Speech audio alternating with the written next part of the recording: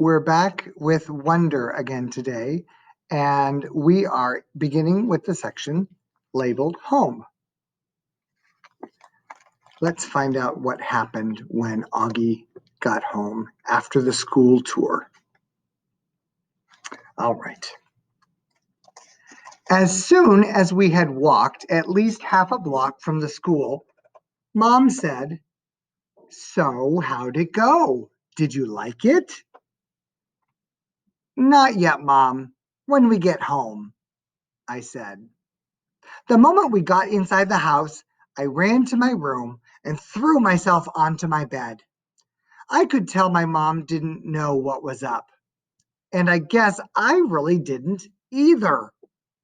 I felt very sad and a tiny bit happy at the exact same time, kind of like that laughing, crying feeling all over again. My dog Daisy followed me into the room, jumped on the bed, and started licking me all over my face. "Who's a good girlie?" I said in my dad voice. "Who's a good girlie?" "Is everything okay, sweetness?" Mom said. She wanted to sit down beside me, but Daisy was hogging the bed. "Excuse me, Daisy." She sat down, nudging Daisy over. "Were those kids not nice to you, Auggie?" "Oh, no," I said, only half lying. "They were okay." "But were they nice? Mr. Tushman went out of his way to tell me what sweet kids they are." "Uh-huh," I nodded. But I kept looking at Daisy, kissing her on the nose and rubbing her ear until her back leg did that little flea scratch shake. "That boy Julian seemed especially nice," Mom said. "Oh no, he was the least nice. I liked Jack though. He was nice. I thought his name was Jack Will, but it's just Jack." "Wait, maybe I'm getting them confused. Which one was the one with the dark hair that was brushed forward?" "Julian." "And he wasn't nice?" "No, not nice." "Oh." She thought about this for a second. "Okay. So is he the kind of kid who's one way in front of grown-ups and another way in front of kids?" "Yeah, I guess." "Ah, hate those," she answered, nodding. He was like, "So, August, what's the deal with your face?" I said, looking at Daisy the whole time. "Were you in a fire or something?" Mom didn't say anything. When I looked up at her, I could tell she was completely shocked.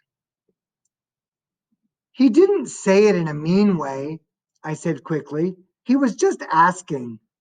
Mom nodded. "But I really liked Jack," I said. He was like, "Shut up, Julian." And Charlotte was like, "You're so rude, Julian." Mom nodded again. She pressed her fingers on her forehead like she was pushing against a headache. "I'm so sorry, Auggie," she said quietly. Her cheeks were bright red. "No, it's okay, Mom, really. You don't have to go to school if you don't want, sweetie." "I want to," I said. "Auggie." "Really, Mom, I want to." And I wasn't lying. Let's continue. First day jitters. Now, jitters are like nerves whenever you're nervous to try something. Okay, so I admit that the first day of school, I was so nervous that the butterflies in my stomach were more like pigeons flying around my insides. Mom and Dad were probably a little nervous too, but they acted all excited for me, taking pictures of me and Via before we left the house, since it was Via's first day of school too. Up until a few days before, we still weren't sure I would be going to school at all. After my tour of the school, Mom and Dad had reversed sides on whether I should go or not. Mom was now the one saying I shouldn't go, and Dad was saying I should. Dad had told me he was really proud of how I'd handled myself with Julian, and that I was turning into quite the strong man. And I heard him tell Mom that he now thought she had been right all along. But Mom, I could tell, wasn't so sure anymore. When Dad told her that he and Via wanted to walk me to school today, too, since it was on the way to the subway station, Mom seemed relieved that we would all be going together. And I guess I was too. Even though Beecher Prep is just a few blocks from our house, I've only been on that block a couple of times before. In general, I try to avoid blocks where there are lots of kids roaming around. On our block, everybody knows me, and I know everybody. I know every brick and every tree trunk and every crack in the sidewalk. I know Mrs. Grimaldi, the lady who's always sitting by her window, and the old guy who walks up and down the street whistling like a bird. I know the deli on the corner where Mom gets our bagels, and the waitresses at the coffee shop who all call me honey and give me lollipops whenever they see me. I love my neighborhood of North River Heights, which is why it was so strange to be walking down these blocks feeling like it was all new to me suddenly. Amsfort Avenue, a street I've been down a million times, looked totally different for some reason. Full of people I never saw before, waiting for buses, pushing strollers. We crossed Amsfort and turned up Heights Place. Via walked next to me like she usually does, and Mom and Dad were behind us.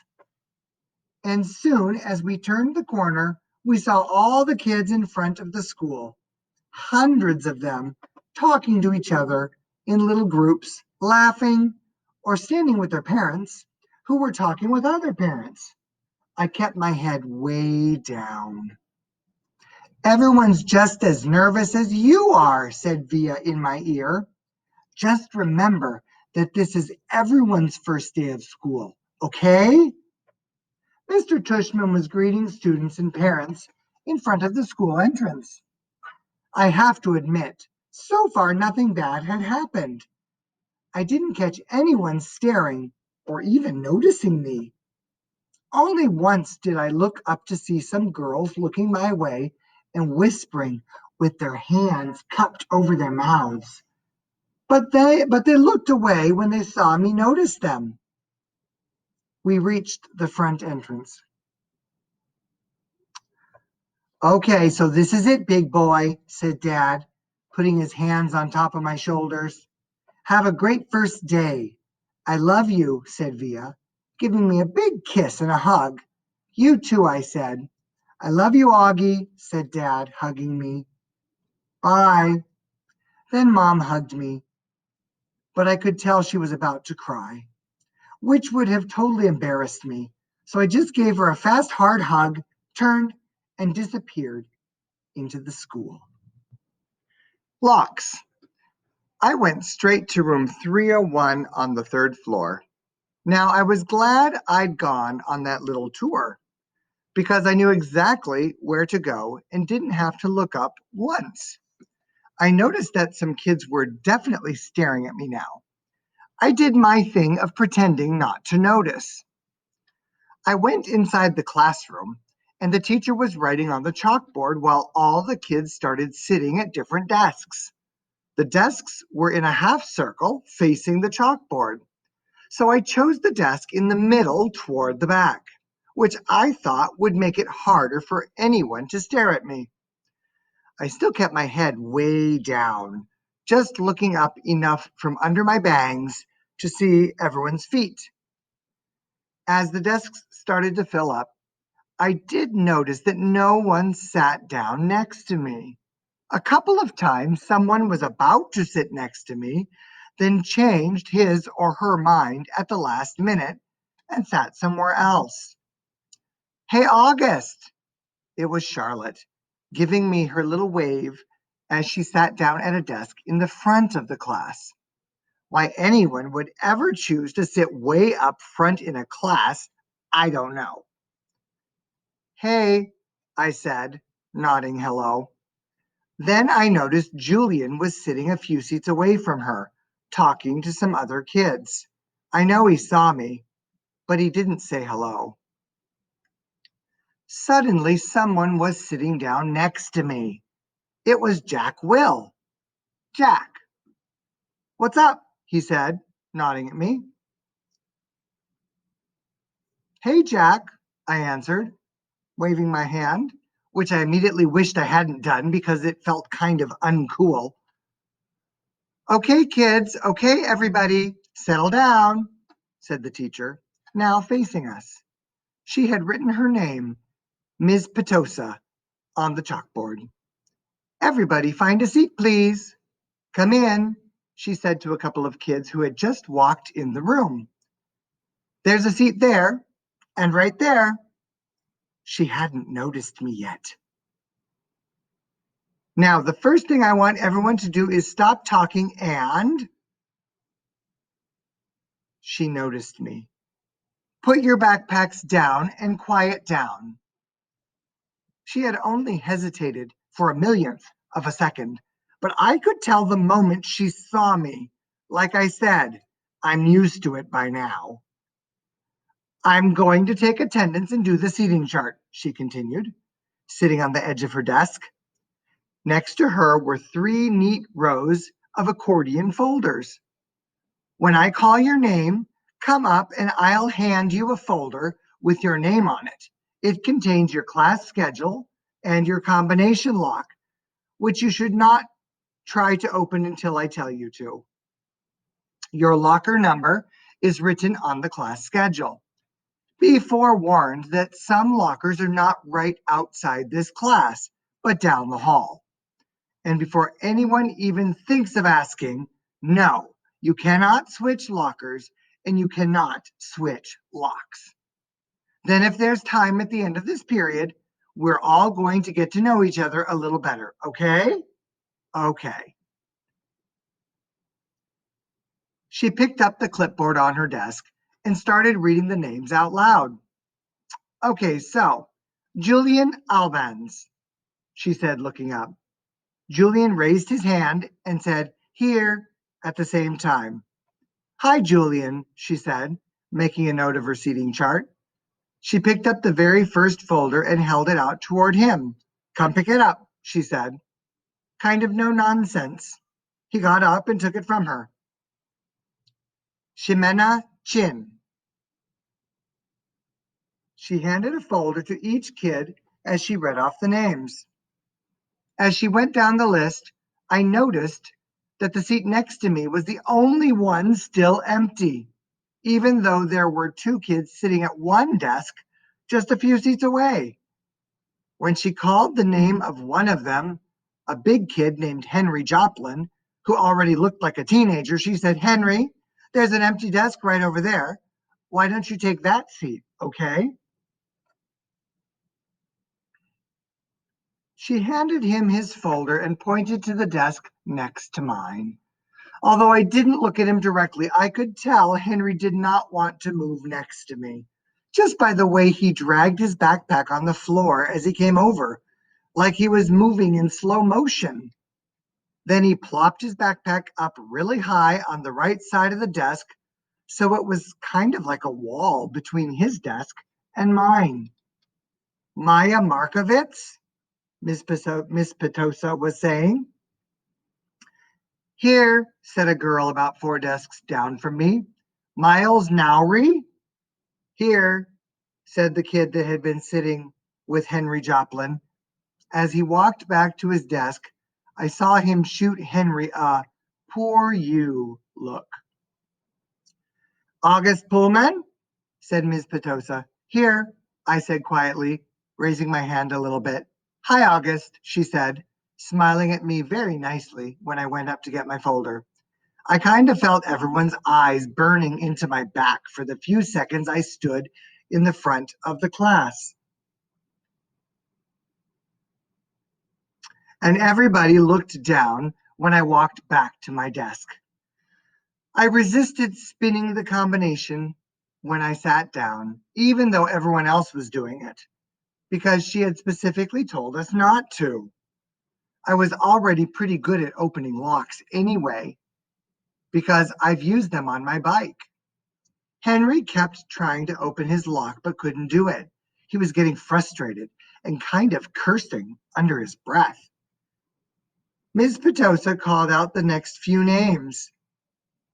The last name was Jack Will. After she handed Jack his folder, she said, "Okay, so everybody write your combinations down somewhere safe that you won't forget, okay? But if you do forget, which happens at least 3.2 times per semester, Mrs. Garcia has a list of all the combination numbers. Now go ahead, take your locks out of your folders, and spend a couple of minutes practicing how to open them. Though I know some of you went ahead and did that anyway." She was looking at Henry when she said that. "And in the meanwhile, I'll tell you guys a little something about myself. And then you guys can tell me a little about yourselves, and we'll get to know each other. Sound good?" Good. She smiled at everyone, though I felt like she was smiling at me the most.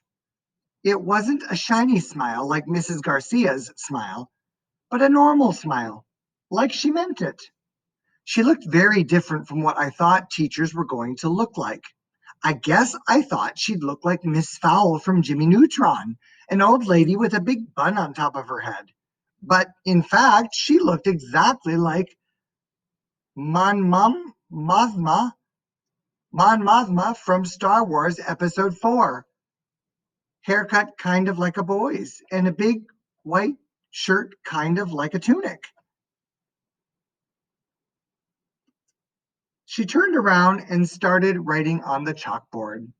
Henry still couldn't get his lock to open, and he was getting more and more frustrated every time someone else popped one open. He got really annoyed when I was able to open mine on the first try. The funny thing is, if he hadn't put the backpack between us, I most definitely would have offered to help him. Let's stop there for today. So think about how Auggie felt at the beginning as he felt people staring at him walking through the hallways. Once he entered the room, as he realized people were not sitting next to him, and even one desk had two boys sitting at it. And then when the boy came over and put a wall up between them, imagine how that must have felt.